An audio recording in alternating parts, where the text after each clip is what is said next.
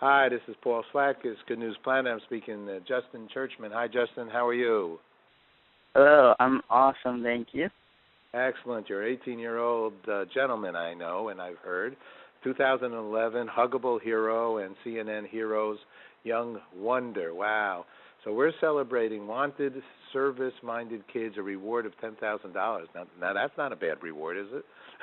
No, sir, not at all. That should get some ears listening here. In celebration of Youth Leadership Month, Build-A-Bear Workshop. It's the ninth search for Huggable Heroes, amazing young leaders, and that's our Justin here. And volunteers make a difference in their communities and around the world. So, Justin, tell us what's going on. Well, right now we're in the final hunt to look for some more Huggable Heroes, which are young people ages 8 to 18 doing outstanding things in their community. We're opening nominations until February 27th, and people can nominate anyone on the buildabear.com/huggableheroes website or at any Build-A-Bear workshop. And as you said, it's for any young person giving back in the community, and 10 young heroes will be found and receive a prize of $10,000, $7,500 to their college, and $2,500 to any nonprofit that they work with. Wow. Now give us a little background on yourself and some of the good things, because I believe you built out 18 homes or so, or helped to make that happen in Mexico. Tell us what that's all about. Well, at age 12, I built my first house with an organization called Paso por Cristo, and I just fell in love. Words cannot describe the way it changed my life and the opportunity it provides for each and every person that goes down there. But it became my passion, and I set a goal for myself around age 15 after completing 4 homes that I would try and do 18 houses by the time I turned 18. And I'm proud to say that I reached that goal. Mm-hmm. And I'm currently 19 years old and have built 22 houses and have been honored with the title of a young Huggable Hero and a young wonder. Now tell me how this occurred for you. Were you a Lego man? How did you get inspired that young? Really, as cliche as it is, my parents are extraordinary people, and ever since my sister and I were little, we've always been taught to give back more than you receive. Don't even think about you. It's all about other people first. And honestly, I thank them so much for it every day, because to me, I think it makes me a greater and better person inside and out, to not be concerned with myself and be more open towards other people and helping them achieve great things in their lives. Now, did you apply to the Build-A-Bear workshop, or how were you connected in that manner? I was actually nominated by one of my staff or my coworkers, and it just kind of went on from there. They went into the nominations, and the judges chose me as one of the 10 Huggable Heroes. Aha. Can you come and run our company? I got a feeling you're going to do very well. Thank you very much. So tell us about a Build-A-Bear workshop for some that might not know or might not have one in their community. What are they?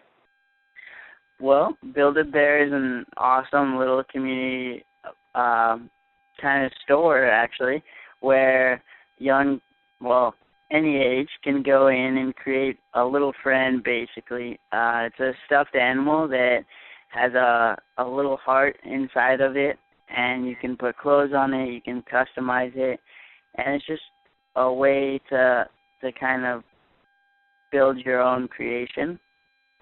And a lot of the profits and stuff, they do amazing things. I've talked with people who work with Build-A-Bear, and everyone around them, and really they're just incredible people who are always giving back to their community. So right, their leadership speaks about, and you can go to their website as you mentioned earlier on. But I know this, Maxine Clark, I guess the founder, Build-A-Bear Workshops. It's all about doing good and smiles and good feelings here. Love, hugs, and smiles.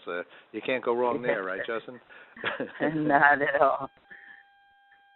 This scholarship, though, is more than $1 million in scholarships and donations, hundreds, or maybe that's over the period of time of the work that they've been doing. Now, tell me about some of the other people that were involved with what that you specifically did down there in Mexico. I mean, you must have had a lot of support. Oh, definitely. For one, my parents were always behind me 24/7, helping me to recruit people or whatever was needed.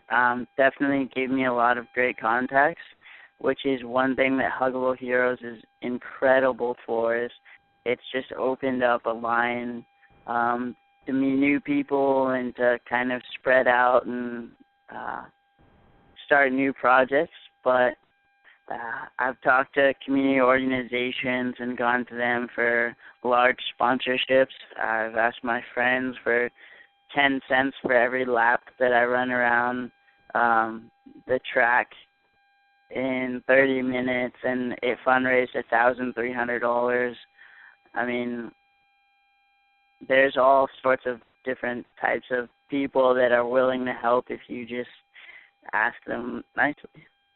If you ask them nicely, you have to be open enough to feel confident enough to ask somebody to be involved. That's sometimes for some people that's not easy, wouldn't you say? To ask somebody to say, even though it's going to be great, but sometimes it's hard to ask someone. Do you find that? I find that a lot, actually, and even a lot of people that just aren't ready to take that step or don't really feel like they need to give back to their community. And I mean, it happens, but you always say thank you and maybe next time, and you'll find that a lot of times the next time you come to them, they'll chip in a little and be like, like I've seen it and I agree, I'd like to be part of it. So. And sometimes I think in that process, I love your positive attitude and accepting of someone who might not be ready. But sometimes you don't have to do everything. Sometimes people get overwhelmed. They think, I got to build a whole house. But actually, if you just carry the wood, to the front step area, that's a job unto itself, right? I mean, sometimes little steps help to make the next step a little bit larger. That's a huge step, actually, just carrying the wood, because there's so much of it. But really, I mean, the thing that I tell everyone is that just because I build houses, I started small.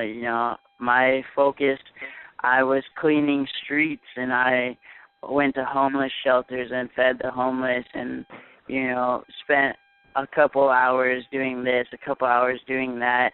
And now it's turned into a thing where I spend, a week or a couple weeks building a team together and fundraising money and maybe a month to get the money together or whatever. And now I build houses, you start small, and if you find your passion, it's going to grow itself. So. Great. Let me just mention one thing here. The entries will be narrowed down to 80 semifinalists in March. Okay, so we're already getting towards the end of February. So pay attention, everyone, because you need to get this in right away, and you need to, this is a great opportunity. Your parents were supportive of you in all these kinds of. Is your father in the building business? Actually, surprisingly, no, but he is a electronic engineer, so. Okay. We like to build and tinker with things. That's really great. All righty. So, Justin, I know you're talking to a lot of people today, but tell me, is there anything else you'd like to share with our audience? Just one more time, I'd like to reiterate that, you can nominate any person 8 to 18 years old on buildabear.com/Huggable Heroes. Right. And at any Build-A-Bear workshop. And it is open until February 27th. And other than that, I'm proud to say that I can't wait for the young people to change the world and begin to give back in their communities. And my last question is, and we ask everybody, even though you've answered that since we started speaking, what's good news for you, Justin? Good news is that the world is changing and people are giving back to their community, and the young people are going to lead off the race. Beautiful. You're a great guy. I look forward to meeting you personally whenever you're in New York. You're welcome to come over to our TV studio. Thanks so much. Definitely. Thank you so much, sir. Take care. Bye-bye. Bye.